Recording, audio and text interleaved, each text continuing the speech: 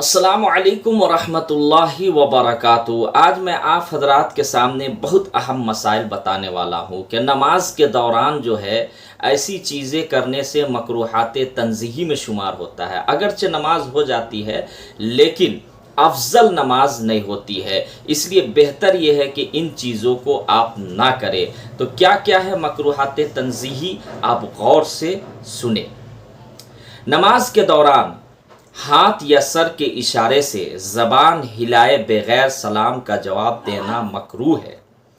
اسی طریقے سے سنن و نوافل میں یعنی سنتوں میں اور نوافل میں دونوں رکعتوں میں قرات کا اندازہ یکساں رہنا چاہیے، لہٰذا اگر مقدار میں زیادہ فرق ہو جائے تو یہ عمل مکروہ ہے۔ ننگے سر نماز پڑھنا اگر محض سستی کی وجہ سے ہے تو یہ مکروہ تنزیہی ہے، اور اگر تکبر کی وجہ سے ہے، جیسا کہ آج کل بعض لوگوں نے ننگے سر نماز پڑھنا اپنا فیشن بنا لیا ہے، تو یاد رکھیے کہ یہ عمل مکروہ تحریمی ہے، یہ حرام کے قریب ہے، اگر جو ہے اسٹائل کے لیے جو ہے آپ ٹوپی نہیں پہن رہے ہیں۔ اسی طریقے سے ہے نماز کے وقت صاف ستھرا لباس پہننا چاہیے۔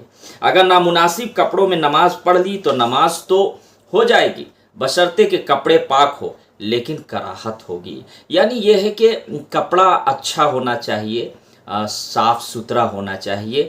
اگر صاف ستھرا نہیں بھی ہو تب بھی نماز ہو جائے گی اگر کپڑا پاک ہے تو، لیکن بہتر نہیں ہے، کپڑا اچھا ہونا چاہیے، پاک ہونا چاہیے نماز جب آپ پڑھ رہے ہوں۔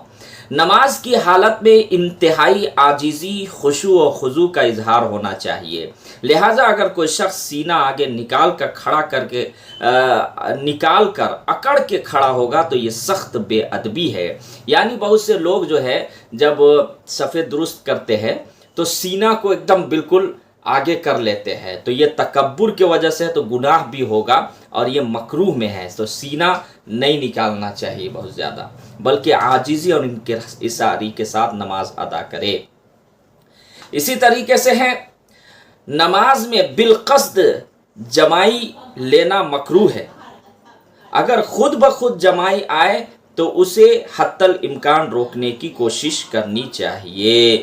اب یاد رکھیے اگر نماز آپ پڑھ رہے ہیں تو جان بوجھ کے جمائی لینا یہ تو مکروہ ہے، اور اگر خود بخود جمائی آئے تو اسے جہاں تک کوشش کرے کہ اسے روکے جمائی کو، کیونکہ یہ شیطان کی طرف سے آتا ہے۔ اسی طریقے سے نماز پڑھتے ہوئے قصداً خوشبو سونگھنا، مثلا عطر، روئی کا یا کوئی بھی چیز ہو، اگر جان بوجھ کر اس طرح خوشبو سونگھ رہے ہیں تو یہ بھی مکروہ ہے۔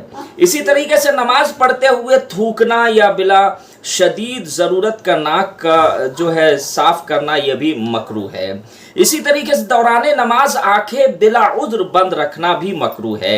یعنی بہت سے لوگ جو ہے وہ نماز ادا کر رہے ہیں اور آنکھیں بند کر لیتے ہیں، تو یہ بھی مکروہ ہے۔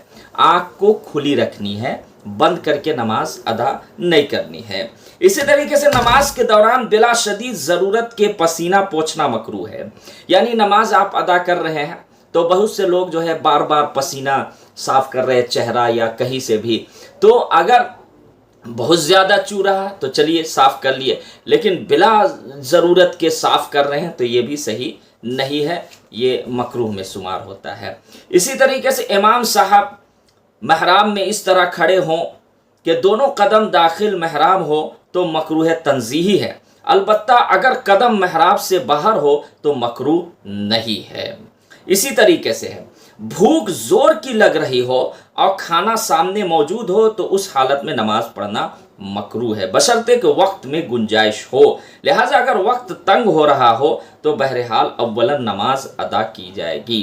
یعنی مثال کے طور پر کسی کو بھوک لگی ہے، کھانا موجود ہے اور اس کے بعد پھر وہ نماز پڑھ رہا ہے تو یہ مکروہ ہے۔ لیکن اگر وقت ختم ہونے کا خطرہ ہے، مثال کے طور پر ظہر کی نماز آپ ادا کر رہے ہیں، اب ظہر کی نماز کا وقت ختم ہو رہا ہے، عصر کا وقت داخل ہونے میں ہے، تو اب کیا ہے کہ پہلے ظہر کی نماز پڑھ لیجئے اگر وقت جانے کا خطرہ ہے، پھر کھانا کھائیں۔ اسی طریقے سے سجدہ میں جاتے ہوئے پہلے گھٹنے زمین پر ٹکنے چاہیے، اس کے بعد ہاتھ زمین پر رکھنے چاہیے، اور سجدہ سے اٹھتے وقت ہاتھ پہلے اور گھٹنے بعد میں اٹھائے۔ اگر اس ترتیب کے خلاف کیا تو کراہت ارتکاب ہوگا۔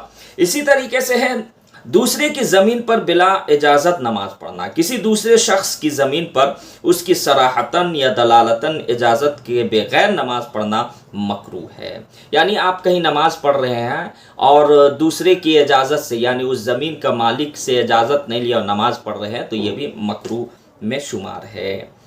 اپنی پیشانی براہ راست زمین ہے اس کے قائم مقام چیز پر ٹکنی چاہیے۔